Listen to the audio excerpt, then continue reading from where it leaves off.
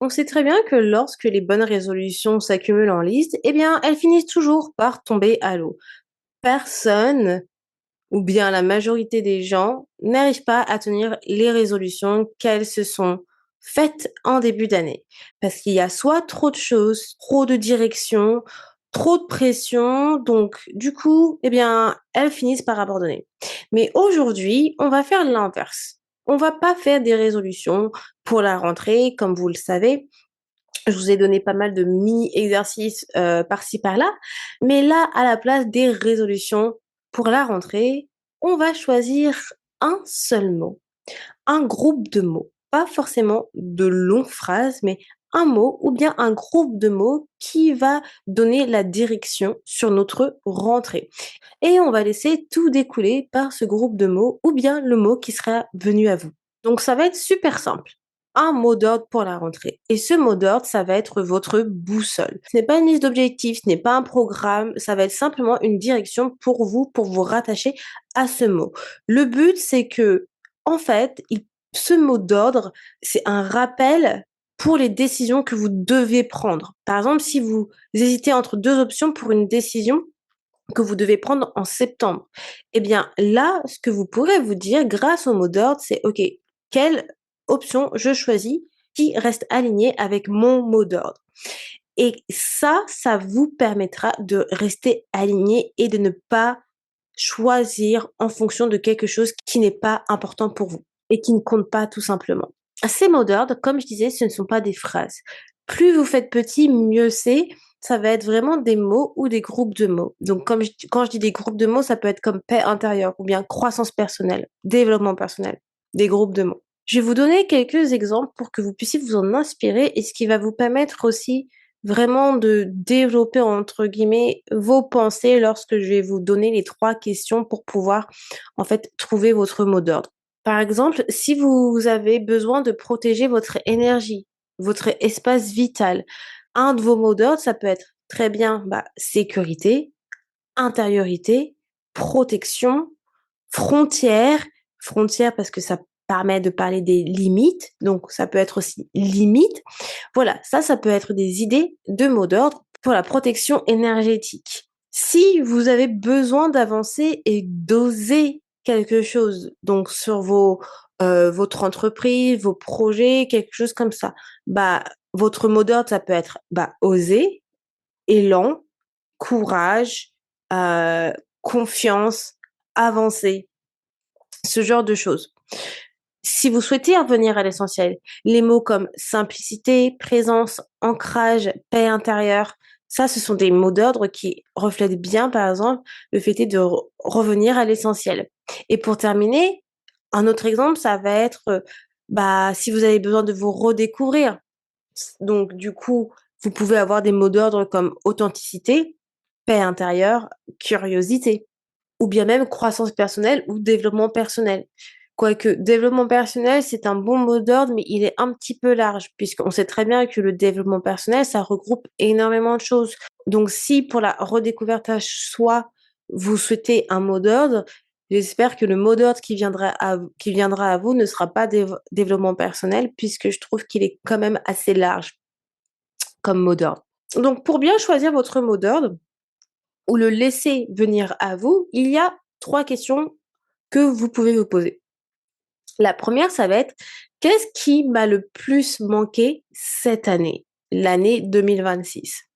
Ensuite, posez-vous la question: «Qu'est-ce dont j'ai besoin pour que la prochaine année soit différente?» Donc c'est-à-dire, après avoir identifié ce qui vous a le plus manqué cette année, eh bien, vous pouvez répondre à cette question 2 en vous disant en trouvant ce dont vous avez besoin pour l'année prochaine pour que l'année soit différente. Et là, ça peut être que ça soit professionnel ou bien même personnel, relations, carrière, peu importe. Et troisième question que j'adore qui va être: si mon année prochaine devait avoir une couleur, une texture ou bien même une énergie, qu'est-ce que ce serait? Mmh. Et là, du coup, vous écrivez ou bien vous vous dites dans la tête, hein, peu importe ce que vous choisissez comme format. Et soit vous allez avoir quelque chose qui va venir à vous, donc peut-être un mot qui va apparaître, un mot qui va être murmuré et ça, c'est génial, ça veut dire que votre mot d'ordre sera venu à vous. S'il n'y a rien qui apparaît, ne forcez pas la chose. S'il n'y a rien qui apparaît, qui vous murmure ou que, bah, clairement vous êtes bloqué, vous vous dites: «Ouais, bah, malheureusement, j'ai rien qui me vient», ne cherchez pas, ne forcez pas. Faites une pause, repartez à vos occupations, clairement, vous faites vos occupations et peut-être la réponse, votre mot d'ordre apparaîtra d'une autre manière. Pendant que vous faites à manger, pendant que vous faites la vaisselle, quelque chose comme ça. Et si le mot d'ordre qui vous apparaît, bah, après avoir fait l'exercice, vous paraît correct, vous pouvez le choisir. Mais si il ne paraît pas être aligné avec les questions auxquelles vous avez répondu, eh bien, c'est que simplement, ce n'est pas le bon mot d'ordre et que pour le coup, vous avez été peut-être influencé par ce que vous avez écouté à la radio, ce que vous avez entendu à la télé, et cetera. Restez encore dans un mood un peu, je dirais, de tranquillité, de calme et comment dire? Sans bruit, après avoir fait l'exercice, si le mot d'ordre ne vient pas tout de suite. Ça vous permettra toujours de garder, en fait, vraiment cet espace, cet environnement que vous avez créé, cette énergie que vous avez créée en faisant l'exercice, donc une bonne énergie pour pouvoir trouver ce mot d'ordre. Moi, par exemple, en faisant l'exercice, parce que j'ai fait l'exercice bien évidemment, hein, vous savez très bien que je fais toujours avec vous.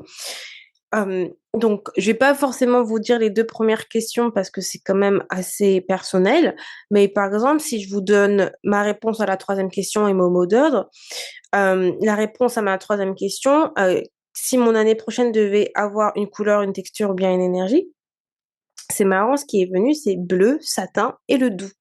C'est exactement ce qui est venu à moi en termes de visualisation. J'avais vraiment, en fait, en visuel, comme une sorte de texture satin super souple et bleu qui scintillait un petit peu devant moi et ultra douce forcément parce que le satin c'est ultra doux au toucher. Donc ça, par exemple, c'est ma réponse à ma troisième question.